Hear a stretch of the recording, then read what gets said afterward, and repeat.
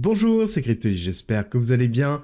Aujourd'hui, on va parler d'un protocole de Depin, l'infrastructure décentralisée 1 qui est leader du domaine, bien évidemment Render, la crypto de Render Network. On va voir exactement ce qu'est Render, quelles sont les évolutions du Render Network actuellement, et surtout, est-ce que oui ou non on va performer sur ce cycle avec Render sur le Depin. Je vous réponds tout de suite. Si vous aimez ce type de vidéo, c'est simple, et que vous voulez me soutenir, likez et abonnez-vous, et on attaque tout de suite avec Render. Render, il faut savoir que c'est un protocole qui n'est pas à la base sur Solana et qui est passé petit à petit sur Solana. Depuis qu'elle est passée sur Solana, on voit vraiment une augmentation des performances et qui est vraiment dans la notion d'offrir de la puissance de calcul pour du rendu. C'est vraiment le cœur de domaine de Render, même s'il est en train de changer petit à petit. La grosse force de Render, ça va être ici, le nombre de GPU qui sont à disposition, oui, mais aussi la capacité qu'ils ont et les partenariats qu'ils ont.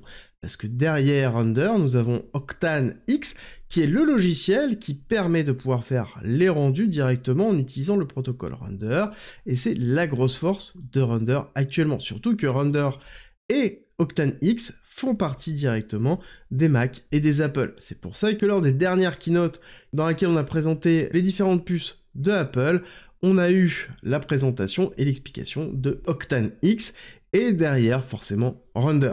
Donc on a un protocole qui sert, globalement, à mettre à disposition de la puissance de calcul pour les personnes qui veulent faire de la modélisation 3D. C'est-à-dire que, si jamais je décide de faire un avatar, que je souhaite le faire bouger, de l'animer, ça prend beaucoup de temps de faire chaque image, de faire chaque effet, de tout calculer. Et c'est quelque chose qui est compliqué à faire pour une seule unique machine, surtout quand on a peut-être 2, 3, 4, 5 minutes, voire même peut-être des heures à faire, ça immobilise la machine, on ne peut rien faire. Le fait d'utiliser Render, c'est mettre à disposition de la puissance de calcul pour pouvoir le faire ailleurs, beaucoup plus rapidement que si jamais on le faisait sur son propre ordinateur, et surtout sans bloquer son PC. Ça permet de pouvoir enchaîner et d'avoir vraiment une ferme de GPU à disposition, et ça c'est quelque chose qu'on ne peut pas avoir quand on est un particulier, ou quand on fait un monteur, ou même quand on est un indépendant, ou peut-être une startup. Et là, on a vraiment à disposition tout ça et de façon décentralisée. Et c'est la force de Render, c'est aussi la capacité à pouvoir offrir un service de haut standard sans forcément être très cher. Et c'est une des raisons pour laquelle Render a ses partenariats, ce n'est pas pour rien.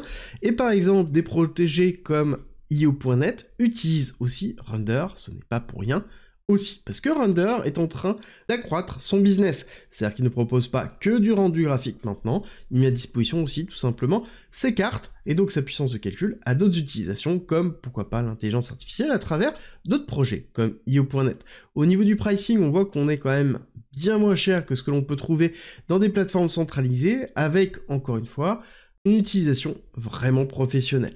Alors est-ce que du coup, on va avoir une belle valorisation de Render dans ce cycle? Ça c'est la question que tout le monde se pose, et c'est ce qui va être très intéressant à voir maintenant ensemble. La première chose, ça va être de bien comprendre l'accélération que l'on a connue ici, cette accélération sur 2023 qui s'est faite en 2 temps, avec janvier 2023 une première accélération, puis une deuxième accélération sur 2024 et début 2024. Ça a été principalement lié, à l'intelligence artificielle, il faut bien le comprendre, parce que l'intelligence artificielle demande de la puissance de calcul, et forcément à un moment donné, on sait qu'on va aller taper dans de la puissance de calcul et des infrastructures décentralisées pour pouvoir y avoir accès, parce qu'il y a une pénurie vraiment de puissance de calcul avec l'émergence vraiment de l'intelligence artificielle, et même si c'est plus trop sur le devant de la scène, je peux vous assurer que c'est encore le cas, et que c'est toujours le cas, et que ça continue à augmenter, et il faut bien le prendre en considération. Ce n'est pas parce qu'on n'en parle pas que ce n'est pas une réalité, et quand on regarde techniquement ce qui s'est passé, on a eu une phase d'accumulation avec un Render dans les alentours des 0,5, avec très peu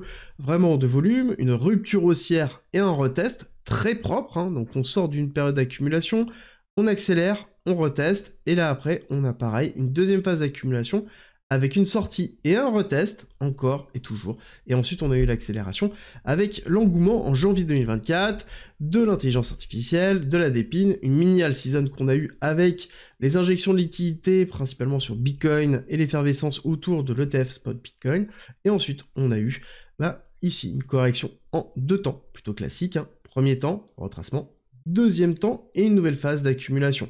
Phase d'accumulation avec une rupture, et là, ce que l'on attend, c'est peut-être un retracement un petit peu puissant, même si on a déjà eu un retracement qui est suffisamment fort. Quand on regarde ce qui se passe, là, il suffit de tirer, comme d'habitude, un retracement de Fibonacci. On reprend vraiment la partie basse de l'accumulation, on prend la partie haute de la sortie, et on voit qu'on va toucher ici les 0,32, 0,5, qui est la continuité de tendance plutôt classique, même si je pense qu'on pourrait aller retester un petit peu plus bas, encore les 0,7, si on a un retracement avant l'alcool season. Encore une fois, tout va dépendre si oui ou non on a une phase de retracement assez agressive au niveau de render. Pour l'instant, je pense que ce n'est pas le cas, et donc on est dans une zone plutôt intéressante parce qu'on n'a toujours pas fait de découverte de prix, une nouvelle découverte de prix.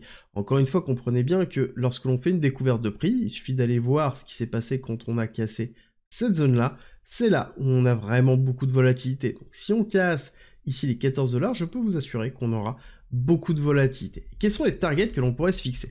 Alors là-dessus, il y a plusieurs façons de faire, on va s'en fixer de plusieurs façons, les plus simples, avec ici une extension de Fibonacci, avec un retracement, avec des targets qui peuvent être effectués dans les alentours des 18$, 25$, 39$ sur une extension classique dans laquelle on prend cette phase d'accélération, le retracement, et donc qui est l'extension de la phase de fin 2023, début 2024 sur le retracement de mi-fin 2024 avec une volonté d'avoir une nouvelle expansion liée principalement à une altcoin season. La deuxième façon de voir, c'est de se baser principalement sur la FDV, c'est-à-dire la market cap diluée de Render. On est dans les alentours de 6 milliards de dollars et on pourra aller chercher potentiellement les 30-40 milliards de dollars, voire peut-être même plus. Et encore une fois, ça c'est deux moyens de calculer des targets, il y en a plusieurs, et il y a des moyens plus complexes, justement, dans la construction des targets. Et si vous voulez en savoir plus, sachez qu'on a développé et construit une watchlist qui permet de pouvoir valider les différents targets sur les différents protocoles avec plusieurs éléments, comme par exemple les extensions, les FDV, et encore les zones de résistance, les liquidités qui rentrent et qui sortent du marché, c'est quelque chose que l'on maintient régulièrement. Si ça vous intéresse, c'est dans le groupe privé qui est en commentaire en description. Et si vous n'avez pas de stratégie, vous avez du contenu gratuit qui est à disposition, aussi en commentaire en description, avec notamment un guide d'investissement qui reprend sur 40 pages l'essentiel pour pouvoir investir correctement en crypto-monnaie et réussir son cycle. C'est gratuit, c'est en commentaire en description, si jamais ça vous intéresse. Et si ce contenu vous plaît, n'oubliez pas, mettez en commentaire la prochaine crypto que vous voulez que je traite, certainement la semaine prochaine, un petit like et abonnez-vous si ce n'est pas déjà fait, et on se retrouve très vite pour une nouvelle vidéo.